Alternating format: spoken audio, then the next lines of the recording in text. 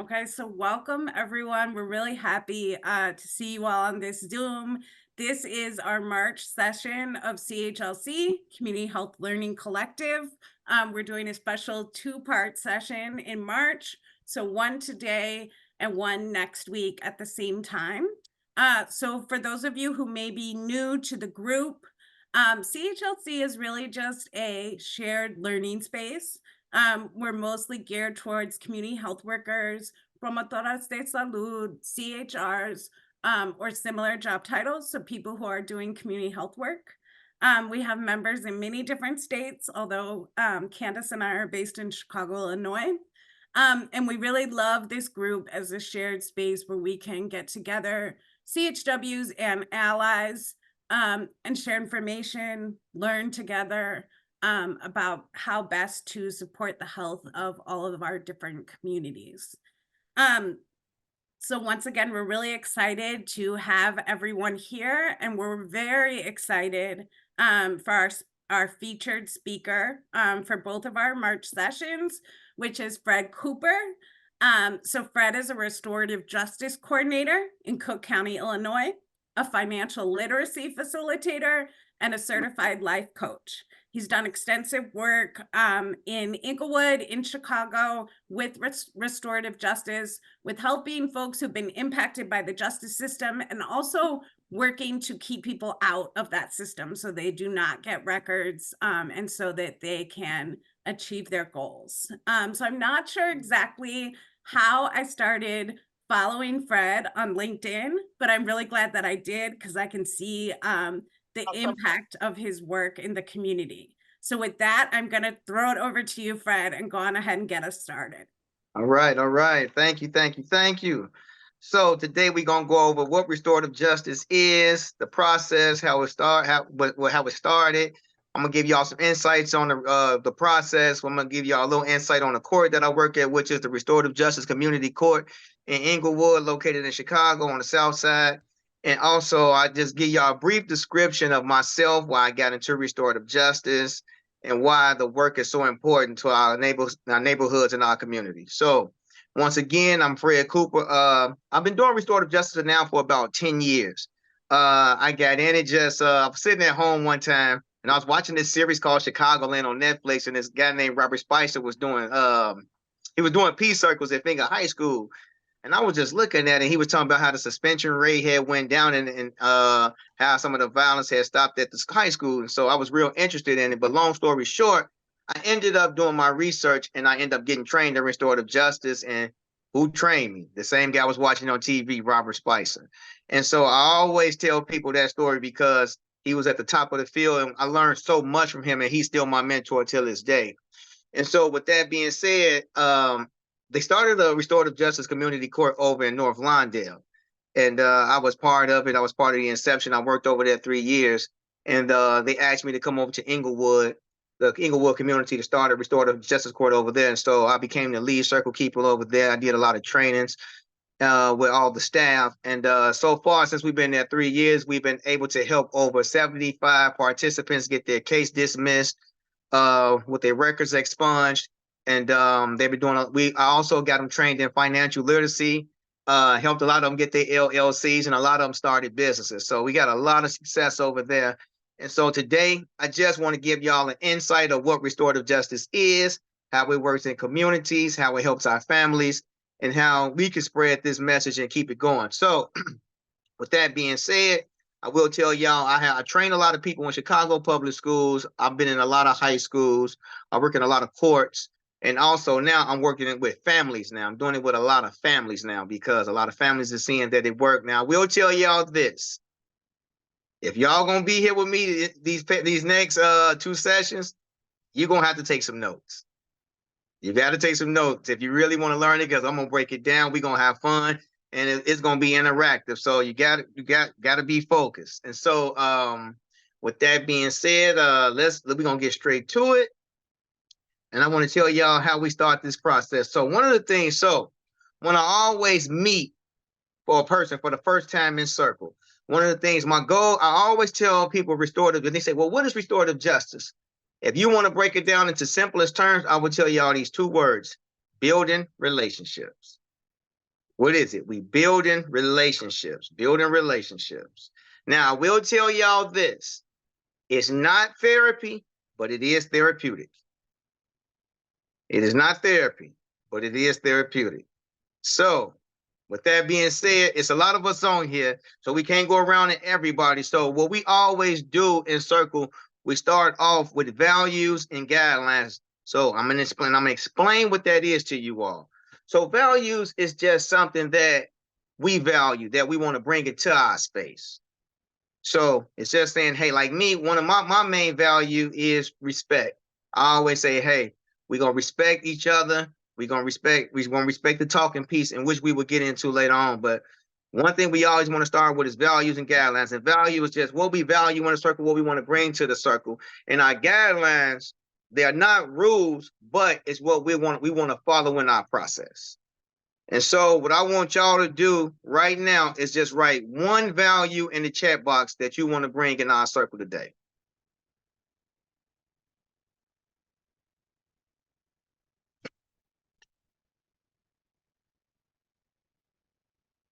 Love it. We got trust. We got empathy, dignity, trust again, respect, compassion. Love it, love it, love it. Integrity. Another one for respect, kindness, honesty. Love it. Loyalty. I love it. And said authenticity. We got kindness, passion, openness. Okay, love it, love it, love it. We got some great things in there. And so let me explain what the guidelines is. So our guidelines is, like I say, it's just gonna guide our process. So one of the things I always tell people, now we usually will have a talking piece, but like I say, we're virtual and it's a lot of us. If it was just 10 of us, I would show y'all our virtual talking piece. So it's too many of us for that. It's almost 40, it's plus 40. So what we gonna do is, like, don't come up with a rule, but it's just a guideline. So one of the guidelines I always like to say is respect the speaker. So I want everybody in here to just put one guideline in the chat box.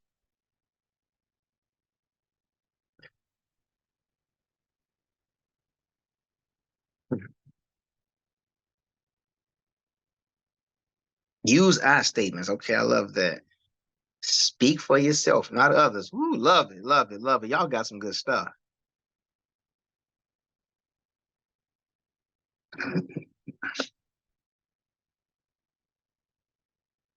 Support ideas. Yes. Here, I'm gonna put mines in here, and I'm gonna explain why I always put this for every circle.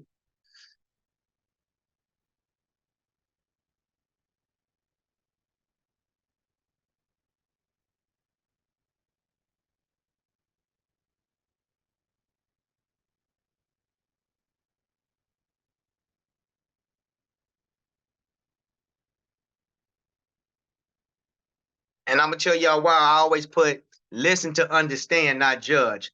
Reason why. Now, I also go into Cook County Jail and do service, right? So I'm not a judge. These guys are being judged all the time. Every time, all the time they see judges, lawyers. I'm the fresh breath air when I go in there, because guess what? I'm giving them a time to speak their mind without judging them. So when I do a circle in Cook County, I don't even let a sheriff sit in my room. I say, no, you can't sit in here, because one, they finna start talking their personal stuff. If you're not gonna sit in this circle and join us, I don't need y'all standing around us. So always, any circle you in, always never let nobody stand around, because guess what? We talking our personal information. So if they're not gonna sit in and join, just ask them to leave. You don't have to leave, because we gotta respect each other in here. And so if I'm in Cook County Jail, y'all can imagine the stories that I hear. And one thing I always tell them before we get started, everything is confidential. It's not for me to go back, tell a judge, tell a state's attorney. If they admit to a murder, that's not for my job, because I made it that comfortable for them to express themselves in there. It's not for me to run back and go tell anything. So with that being said, So we got everything. Now, the reason why we do values and guidelines, and I'm gonna tell y'all why this is so important. So usually we would have a blackboard up, and everybody, you would see the guidelines, you would see the values. And the reason is that's so important that we did that, because guess what? We know in circles sometimes people don't agree, and that's okay. But guess what we get? We got respect, we got integrity, we got all these things posted so this thing won't get out of order. And guess what we always do? We pass the talking piece around to say, do we agree to this, or no, I don't. I got some questions. We'll circle the one we have a question and we'll go back to it, because here's the thing. Some of us come from different religion. A person might put, man, my value is God. But here's the thing. I might not. I might not have that religion that you have. And that's okay. That don't mean that we can't keep this process moving forward, because we come from different religions, we come from different backgrounds, ethnicities, and we just sometimes we don't agree with everything. But one thing we can agree with is the respect, is the integrity, is this. So we won't get out of order, y'all. And so with that being said, y'all, I'm gonna get into some slides about what restorative justice is. I'm gonna give y'all the tips, some tips on peace circles. We're gonna talk about the essential things that you would need in a peace circle, why it's important, and I'll leave a little room, because there's a lot of us in here, just a little room for a question or two. Not a lot, y'all, because we got 2 sessions, y'all, so we're going to be going over a lot, and I want to get you guys as much information as possible. And so I'm also going to leave my information, because, like I say, this is a 2-day. So if you guys want to get trained fully in restorative justice, I am a practitioner. I have my own business. So if you guys want for yourselves, your organizations, your families, we can talk, we can go further in.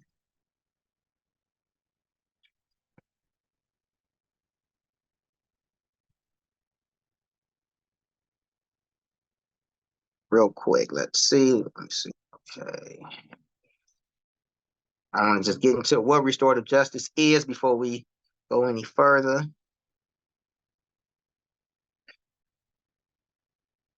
Okay, here we go, right here. So, what is restorative justice? So, I just want to give y'all a slight input on what it is. It's just restorative justice is a philosophy, a set of practices and mindset that addresses injustice. Most often, a law or a rule is broken. By thinking of harms, needs, and obligations of all those involved, healing is accomplished most often when all those affected are involved and meet to discuss and decide how to best repair the harm by addressing those needs and obligations. So I'll give y'all a prime example. So me going into the Cook County Jail. So my goal is to get them to express how they're feeling. You know, I'm not here to judge why you did what you did. I'm not the judge, and none of us are. So my goal is to say, hey, well, if they want to talk about the arrest, some will, some won't. But my goal, to be honest with you guys, I really don't even talk about their cases in there. My goal is to know the person and build the relationship. That's it. But do they talk about their cases? Yes, because now I've sat in there with them. We done got comfortable. They start talking about things. And so I want to just go down a little bit to where y'all see where it says restorative justice. On the other hand, it says restorative justice. On the other hand, is a cooperative process of responding to crime that involves all the primary stakeholders in determining how the best to repair the harm done by the offense. This process builds authentic relationships based on understanding, common interests, which in turn creates cohesive and safe communities. A restorative justice process asks 3 questions. And these 3 questions are very, very important in the process. It's just, who was harmed? So when we're working in a restorative justice community court, most times the victim is the community. It's just where we live. And how will the harm be repaired? So people can say, well, how can harm be repaired if somebody hurt somebody? So we know the hurt is there. What's the next process? What do we do? Do I need to we sit down? So do we sit down in our process? So when we sit down in our circles, what I usually would do, say if a person car got stolen, I would actually have the offender. I would actually have, if the person that car got stolen wants to sit in it, that's fine. I will also have the community, and I will actually have somebody that to support him if you want to bring his mother, his father, whoever, because the goal is to continue to build relationship. And so it says, excuse me, It says, because crime harms people in relationships, justice requires the healing harm as much as possible. So the goal for us is not to go the punitive route and just say, hey, he's done something wrong, let's get him in jail or let's put him on probation. The goal with this is we're going to restorative route. Let's see why okay, so let's just say a person was selling drugs. We want to see, why was he selling drugs? We're not saying, oh, you was wrong, you should go to jail. What's going on that he needs to do this? See, we want to get deeper. What's going on in his family? Let's dig deeper. We don't want to sit him in front of a judge and say, well, he's probably got this. Well, why do he feel the need to steal some drugs? What is it that we can help him with as a community? You know, because for so much, when I'm at 26 in California, but I also work at this restorative court. So what I'm seeing in these two processes is we saying you did something wrong, you should be punished. But this restorative court is saying, yes, something happened, but let's figure out why. How can we help them? What's the deeper root causes to this? It might be something deeper that we don't understand. So we're going to go to this next slide, you all. Just so you're aware, we can't see the slide anymore. I don't know if you stopped sharing. Yeah, I stopped sharing that because I'm going to go to another one.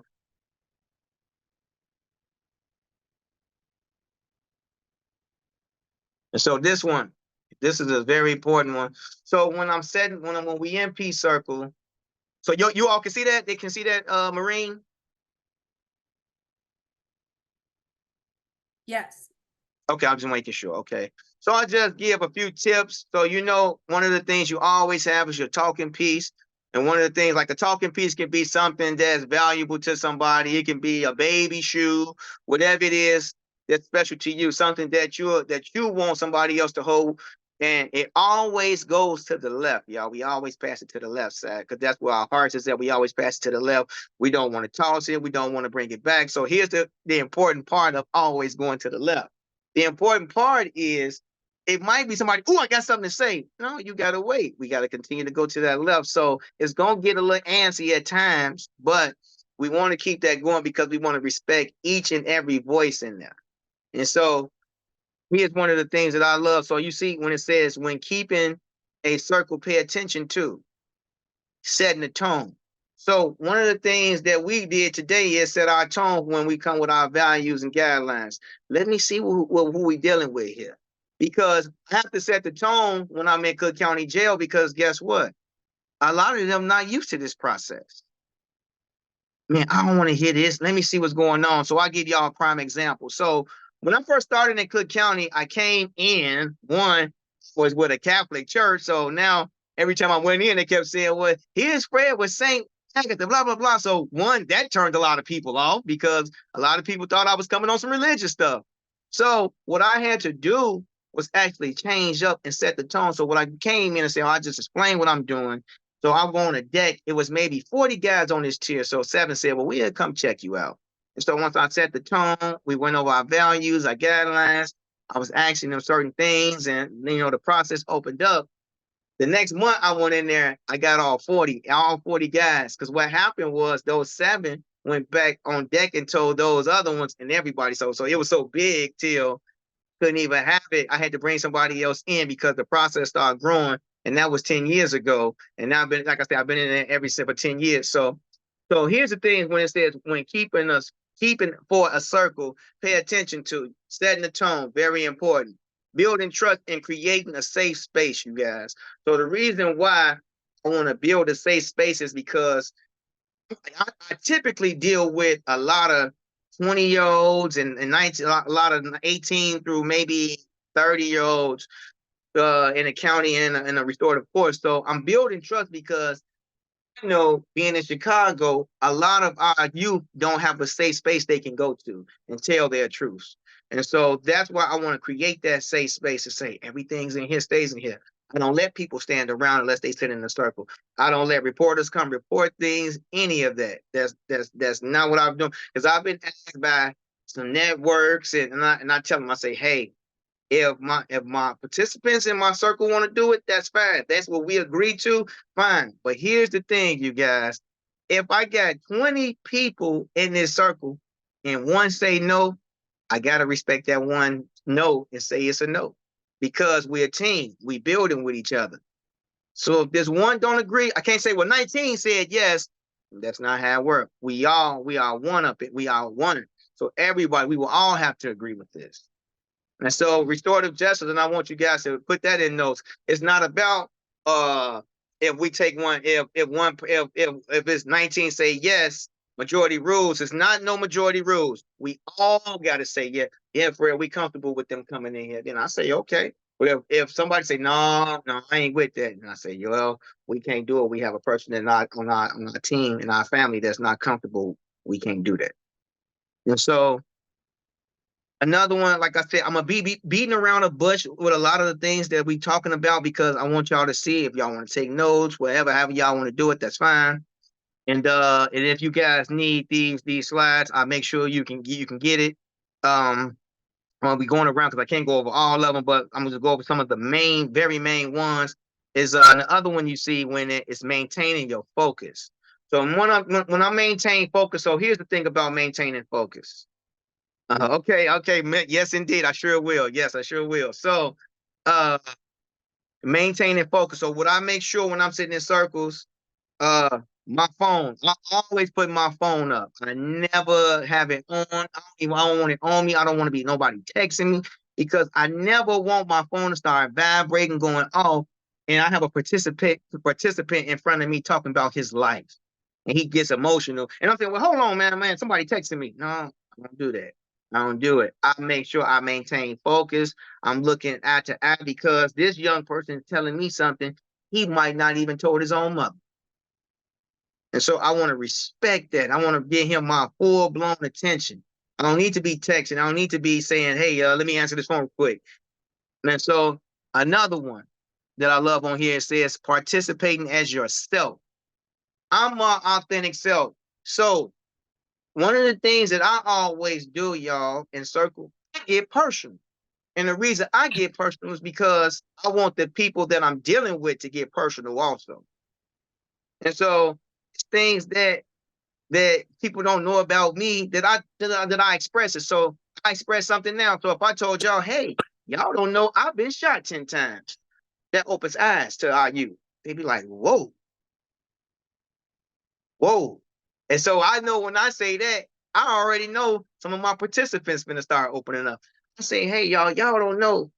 Oh man, y'all don't know. I used to be in the streets, man. I was in the streets for 15 years selling drugs. They'd be like, Fred, what? Not you? I say, yeah. Y'all didn't know. And when I go to the county, I always tell them, y'all didn't know I sat in the same place with the same jumpsuit that you got on. And so what I'm doing, I'm participating as myself. And so what that is making our youth, especially our youth, more comfortable. It makes them comfortable and they start talking. And so let's go down to the middle where it says setting the tone as a keeper. You may create a safe space and welcoming atmosphere. So greet everyone warmly. So me, I'm more like I say, I'm from the south side of Chicago, so I'm more of what my participants like from the streets. They always say that. So I'm like, what's going on, bro? How you feel, man? Sit on down. And so I just always greet them warmly. I always have that warmness for them. Let them know, hey, man, we can talk about anything. And I like to talk about that second one, and then it says in the rounds that involve expressing deeper feelings, you may want to go first to show that it's safe to be vulnerable. And that's why I told y'all sometimes I go first. Hey y'all, so let me talk about blah blah blah. Hey, I want to tell y'all like I can ask different scenarios. Tell me a time about where you felt like your life was in danger. So we'll go around and I'm like, well, I'm gonna go first. So I felt my life was in danger, y'all. I got robbed one time. The guy put a gun up to my head. I didn't know what to do. And so what I'm doing is I'm expressing something that somebody be like, man, I went through something like that too. And it opens up so much, y'all, especially with our youth. And so I want to go down to building trust and creating a safe space. Y'all, we gotta create a safe space. We want to create that safe space for our participants. One, because some of them don't have a safe space to go to. And I'm going to repeat that. Some of them don't have a safe space to go to. Sometimes, y'all, I sit in circles and it typically sometimes be 45 minutes to an hour, but sometimes it go over so much because they be like, Fred, I want to talk. They just keep going and going. And which is good because they're expressing something they never have done before. I've gotten so many, like when parents tell me, I know my child, I tell them, no, you don't. No, you don't. No, you don't. You might think you know, but guess what? When we start sitting in here and they start expressing things, you be like, wow, wow. It just get more and more open. These circles get more and more open. So I'm gonna just go over a few, and then I'm gonna go over another slide with you guys. So one of the things is just listen with respect. That's very, very, very, very, very important. And I want to explain why. Listen with respect. Well, if I'm dealing with a person, and so let's just say he robbed an old lady. And I'm sitting there, and I might not think, is it right? No. But what I'm doing, I'm listening with respect. I'm sitting there and I'm saying, okay, okay. You know, I'm not saying he's right, but what I'm saying is I'm listening with respect. So I might ask him something like, hey, did you learn something? And then I might switch it up. So, hey, because I remember one guy had told me something like that, and I just said, okay. He's just like, Fred, at the time, this. I just said, okay, but let's reverse it. What if somebody did that to your grandmother? And he just sat there. He was like, why? How would you have felt? And so one thing I always love when I'm working with a community is, well, you done this. Well, just reverse it and put yourself in this person's shoes. How would you have felt somebody did that to yours? And that's when they be like, oh, wow. And it just start opening up. I done sat in circles. They get so emotional because a lot of our youth is holding on to a lot, y'all. We seeing it every day where kids are being killed and this, where they holding all this grief in, and it gets real, real deep. And so I just want to talk about, yeah, it's so true.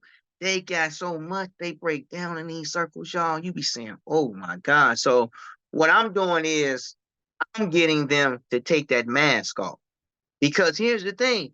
When they in these communities, some gotta have this mask on. I can't be soft out here. I can't go for that. I can't do that. Fred, they might get me. Fred, I got ops. You got to understand this. And so I say, you know what? You're right. But what I'm trying to do is get them to take that mask off and open up different layers. Let me get to this other person. Let me get to that side people don't see about you. Let me get to that side to say, I'm tired of living like the way I'm living. So I got one more I want to talk about, then I'll go to the next slide. And that's just create a shared set of core values. All right. Yes, yes, yes, yes. Thank you. Thank you. Yes. Yeah, they got to create that safe space. And so one of the ones, yeah, very important. You are absolutely right. It's so important. It is so important. It's so important. They need, yes, yes, y'all. That's why this thing gets deep, and I really want, like I said, I'm gonna just give y'all just a little bit today into and next week. But like I tell y'all, it gets deep, and I'm gonna leave my information in the chat because whatever organization y'all with, or whether with family or whoever, I want y'all to get this 3 to 4 day training and really go out here and make some impact. And so it's just this next one I want is just that create a shared set of core values for guiding the community circle work. So what I tell a lot of circle keepers that I work with is invite community in. So what I'll actually do, I will actually go out when I'm in Inglewood. I'm actually going out to the barbershop saying, hey, you ever heard of this restorative justice community court? No, what is it about? Hey, y'all, it's our court. That's how I bring it to people. Man, it's our court. It's a community court. It's our court. So me, y'all, will be honest with y'all. Work in the court, y'all, not went toe to toe with a judge before. And I will be honest with y'all because for my people, I go to the depths for my people. But what I'm trying to explain to them is and I've had to go to Judge Evans, the head judge of Cook County, and say, hey, you named this community court. We got to get more community involved. We got to get us involved so we can start seeing this and we can start helping our youngsters and we can start changing lives. And so I'm a just go in a little depth and then so real quick. Y'all, so I just want y'all to put in the chat how y'all feeling so far about our first 30. We went 30 minutes. How y'all feeling so far?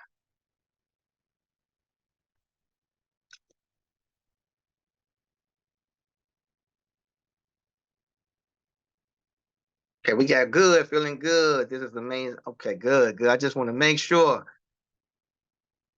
Okay, I just want to make sure we all on the same page because we got some stuff here. I told you, Marine. I said it's gonna go quick. I told you that. See, once we see y'all got my training lenses going on, and once I get to doing this, I'm gone. I'm gone. Cause I went. What's today? Wednesday. I went Marine. I went into the county yesterday. I had what I had like 20 guys. I supposed to be in there an hour. I didn't leave to 8:30. I said, y'all, I'm tired. I'm gone. They just kept. I said, I got to go. We gonna get back next week. But the beauty of it is that these guys are so amazing. And like I say, excuse me. So it's no judging. And so what I got another slide I want to go with you guys. 1 second.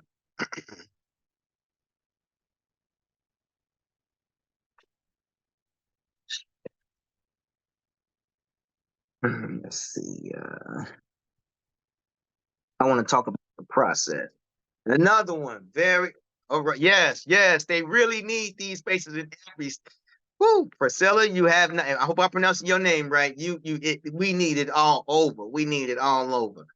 And I'll just give y'all something brief, real quick. So I actually did a, um a training with a family, y'all. It was so good. It was a father and 3 sons. So I'm gonna give y'all some of my tips that I use. So I said they have been having conflict. It's a father, he got custody of his 3 teenage sons.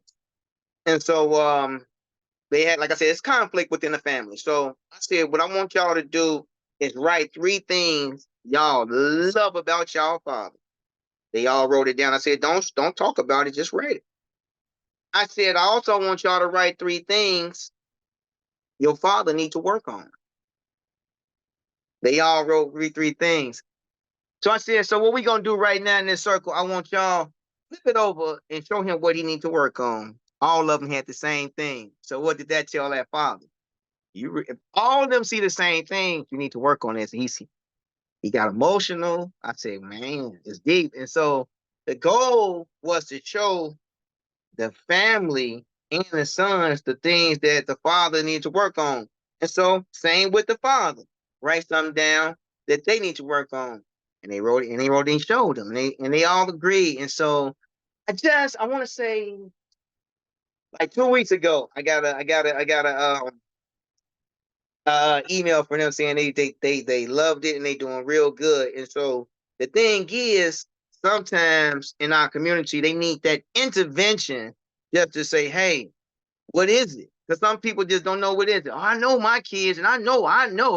When I go to the schools, I hear it all the time. I know. Okay. You know somebody that you don't see for 8 hours out the day, and they with another party, and you don't know nothing about that party. The goal is to try to learn as much. And so let's keep going, y'all. Let's go. So there are 5 essential characteristics. So I always told y'all, you see, I put at the top the relationships. The relationships in circle are very important. And that's just like it said developing current connections and finding a common ground. That's all I did with the father and the sons, a common ground. It wasn't to say, tell me something you hate about him. No, I didn't say that. Just tell me something you feel he should work on. Because the goal, y'all got me here, he wants to be a better father. He lets me know that. Y'all want to be better sons and a better family. So let's see what's the things you need to work on. So if all you all are in this household and y'all all said the same thing, it must be some truth to it. And so let's start to work on that. And then we got the respect, listening to others' opinions and valuing them.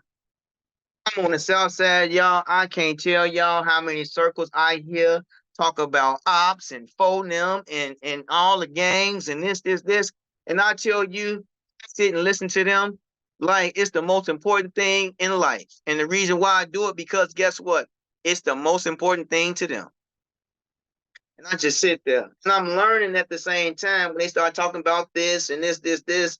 And so the goal for me is to understand them more. And so I sat in a meeting, I want to say maybe a month ago, and there was like a lot of judges, a lot of county members, and well, I don't understand this. And they wear these masks and they this. I said, well, I do. I understand.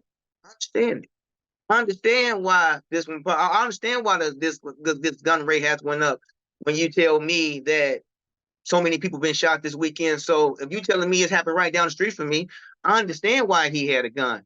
I'm not saying it's right, but I understand. That's the thing about building relationships.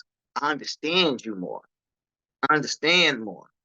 And so I understand when a youth is looking at rap music and they saying the millions and millions of dollars a rapper made on drill music, he want that too. I understand it. Not that I agree, but I understand it. And so the next one is that responsibility piece. And you see where it says being accountable for actions taken. So very, very, very important. So something actually, because I actually had court today at the restorative court. And like I say, I'm gonna give y'all information. I would love for y'all to come out, sit in a circle. It'll be amazing. And sit in a circle with an actual participant of the court. I'm inviting you all. Hey, I'm gonna send my information. Just let me know. We do it on we do circles all during the week. I'll let you guys know when we have them, and you all are invited to come actually see the actual process. And so the rest of then let me get back saying being accountable for the actions taken. So when I'm sitting with my youth, and let's say percent of the cases that I'm dealing with at the restorative court are gun cases. So and we had a guy come in today. He was late, and I said, "Well, hey, the time is up. You got to come back next week." And he was like, "Not Fred. Come on now. Late is better than never." Said, well, that's not how this works. That's not how business works. It's not how this works. When the plane say take off at 8:45, it's taking off at 8:45. Not trying to hear what you got to say. And right now, you got to be accountable. You missed this. I'll see you next week. So I'm not sitting here saying I'm just going. No, you got to be accountable for your actions. Like I had to tell him, hey, I'm not sitting here judging you, but you the one got caught with the gun. I'm here to help you. You're supposed to be here at 8:30. Now it's 10 o'clock. Make it next week. Make sure you're on time. I have to hold them accountable. You're not gonna run over me. You're not gonna start that disrespect. And then what I do, I go right back to them values and guidelines that we shared. You said you was gonna do. And respect. We have everything that everybody and see one of the things said what are the age group. So the age group that I'm working with to restore the court is 18 through 26. 18 through 26, yeah. And so one of the things I have, and that's part of the restorative process, y'all, is making sure you hold them accountable. Because what happens is now that this is going good, we done took we helping them. What happens is, oh, this is sweet. This I can do. No, you got to be held accountable. So I have to break down rules to them. I mean, the guidelines to them. I have to let them know, hey, one, this is still Cook County. This is the process. Hey, if you catch another case, not only will they probably send this case that you're here for, they're gonna send both those cases back, and it's not a good look. This is a great program. We're here to just help you dismiss this case. Not only while we help you dismiss this case, we're here to help you. You can go to financial literacy. You can go over here. You can do this, and you can also, when the process is done, we're going to help you with a free expungement. So I have to let them know. But the only how we gonna get this done if you're gonna be accountable for these actions. And so I wanted to go right where y'all see the 4 important elements where it says are found in restorative practices. And that's the first one is the encounter. It says creates an opportunity for all to meet and discuss what happened and the harm that was caused. And so like I say, most of 90% of the cases that I'm dealing with at the restorative course is gun cases. So I'm just letting them know, hey, you got caught with a gun, blah, blah, blah, blah, blah. I'm not here to judge you. Fred, you need to understand what's going on. Tell him once again, brother, I understand what's going on. I got shot 10 times myself. Do you carry a gun, Fred? And I tell him, yes, I do. But guess what, y'all? I say I have a CCL license and I have a carry concealed. I went to my training. I did everything the legal way. And if you complete this process, what we going to show you is to go do the same thing. I'm not here to judge. You just made a mistake. You got caught. However you got caught, guess what? It's not even important. The important part is that we gonna get you on track. And if you feel you need that, do it the right way. That's it. I'm not here to judge you because guess what? That's your legal right. And so amends. It says expect those who have to take steps to repair the harm done to others. So taking steps. So if I meet them at the restorative court, what happens is sometimes they meet with me maybe 3 to 5 times once a week. So be going in the circle process. Like I say, I got community there. I have, that's why I say you guys are invited because you guys are community. They can bring whoever they want. I tell them, hey, bring whoever, bring your mama, your daughter, your baby mama number two. Bring whoever you feel you need to bring to support you in this process because it is your process. So it's just getting them to feel comfortable because certain people in our community, so I even tell them, they be like, well, can I bring some of the guys? I say, brother, bring whoever you feel. Because guess what? This process is so strong, it can help somebody else. They don't even does not aim to, but it's just that strong. And so I tell them, bring whoever, bring the guys, bring gang, bring whoever you need to feel comfortable because this is all about you. And the next one is the reintegration. It's just saying it seeks to restore everyone to a whole, contributing members of society. Because I love it. I mean, I know some of you all follow me. I'm always bragging on my participants saying case dismissed. Those are my two favorite words because of the process, because especially when I'm doing it at the courts, because it helps our youth not get criminal backgrounds. And I have to explain to them the process because I tell them, y'all are 18 through 26. One case can mess your name up for a long time, and some of us don't get that name back. And so my goal is to show them the importance of a background and having a clean background. Because once you start having a background, now I have to explain to them, which I have had, it stopped me from employment. It stopped me from a place to stay. It stopped me from signing up for school. I didn't get the financial aid because they said, Fred, you're a convicted felon. You can't do that. And so I tell them the importance in it, and I tell them how long it took me to get my record expunged. It took me 7 years to get my record expunged. We help with you guys get your record expunged. Soon as the lawyer say, I mean, the judge say case dismissed, you go get your rap sheet. We gonna start working on yours right away. We got community partners that we work with to help them dismiss it. So our goal is to help them through this process, not just from the court aspect, but in the life aspect. Even when they done, need me, reach out to me because restorative justice just don't stop in that circle. Because it's going to be hard for a lot because a lot of people got to go right back to that same place where they caught that case at. And so we want to continue to always show that support, to be that support for them. And the inclusion, as just saying, provides opportunities for all to collaborate and creating a solution. And so in a restorative process, when I'm at the court, what we do is we come up with what we call a repair and harm agreement. And so what the repair and harm agreement is saying, hey, we're not putting you on probation. We don't put people on parole. We don't lock people up. We don't do any of those things. So at the restorative court, what we're saying is the repair harm agreement is saying some things that you agree that you need with your life. So it could be things as doing a vision board, getting your license, getting your state ID, trying to find employment. We put those things in this agreement, turn it in to the judge, they stamp it to make it a legal document. And once that participant complete those things, case dismissed. And so, that being said, so like I said, y'all see inside that circle where it says the victim and offender, the encounter practices, we got community that shows up, the restorative peer jury. So the restorative, that's just us. That's just the community coming together.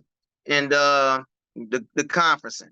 It's just saying, hey, let's talk about this because like I say, my goal is to never put nobody out the court. But like I have to like lately, it's been a lot of disrespect within our court, and I had to pull a guy to say, "Hey, bro, you getting a little out of hand. Hey, man, y'all gonna do what y'all do. No, no, no, no, no. That ain't how this works." And I have to get back and show them, "Hey, this is what we agreed to." And so y'all remember at the beginning when we took our values, right, and our guidelines. So when we take values and guidelines, when we sit in the circle, I would usually pass around that talking piece, and we will all agree on it. Do you deal with victims if someone was robbed? Good question. So here's the thing about the restorative courts. And now we have a court in Inglewood, restorative justice court in Inglewood. We have one in North Lawndale. We have one in Avondale, and it's soon to be one in Stock Village, I believe. Now, the process for the restorative courts is non-violent first-time felonies. And I repeat, non-violent first-time felonies. So a UUW, or unlawful use of a weapon, which is usually a possession of a gun, is not considered. So they don't deal with robberies and murders and things like that. So it's just like I say, first-time non-violent felonies. So with me, I will tell y'all this: the reason why I choose all the work that I do strategically. So the reason why I chose to go to Cook County Correctional Facility and do circles in there was I knew it was a lot of harm done, not to the victims, but to the actual guys that's sitting in jail. And so when I tell y'all, I call a lot of flack. People say, well, why you want to go in there? Why not? Why not? I'm not here to say they right. Those are the ones that need it most. Those are the ones that need it most. Those are. So I chose to go in there and on a volunteer basis. And I've been there, like I say, for 10 years now. And so the goal for me is to, like I say, I want to strengthen these guys. So when they do return, they have resources and things set up for them when they come out, so they won't go through that revolving door and come right back up in there. And so, and I will tell y'all this. So sitting in these circles allowed me to sit and listen. And I said, one of the things that I will always hear them talk about is money.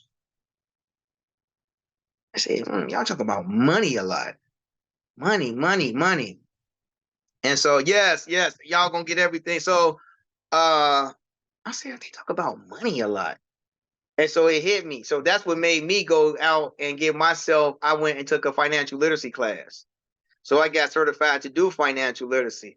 So I said, well, here's the thing. They talk about money. I'm in the county. I got guys that's in there for drugs and things like that. So like my last session, I said, well, if y'all doing that, y'all let me know y'all able to sell something, y'all able to promote something, y'all able to distribute something. Y'all are entrepreneurs.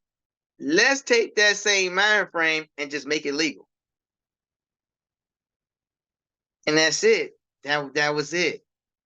Let's take that same. Let me show you how to do an LLC and get a legal business. Let me show you how to do business credit. You already know how to do the things a Fortune 500 company do.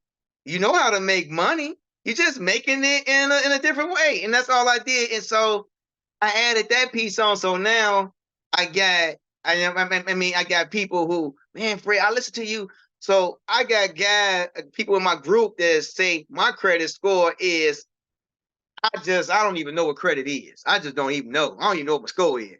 Okay, no problem. So reason why I did that. So now we started with a security card. So now I'm showing them what that is and show their journey to rise all the way up to get a real car. And now I got a participant that just called, man, I just bought a car. I said, okay, that's good. And so the goal is to show them that, yeah, we did all this, but we wasn't educated on this. So let me bring you something else. So just sitting in that circle, open something else up for me just sitting here listening to them.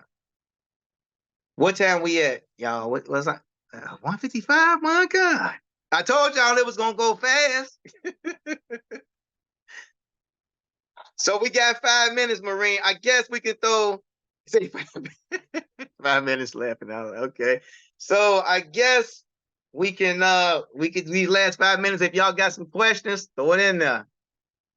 All right, y'all. So we are at or past 2 o'clock. I want to give so much love, so much gratitude to Fred for coming and Thank sharing you. this knowledge with us. Please make sure to join us for part 2. Part 2 is Wednesday, March 27th at 1 p.m. Central Time. So that's Chicago time. Please adjust if you're in a different state or time zone. So we look forward to seeing all of y'all then. Please share this group with your friends. Please email me if you have announcements, questions for Fred, and I'll make sure that that all gets to him. Y'all have a wonderful, wonderful rest of your day, and we will see you for part 2 next week.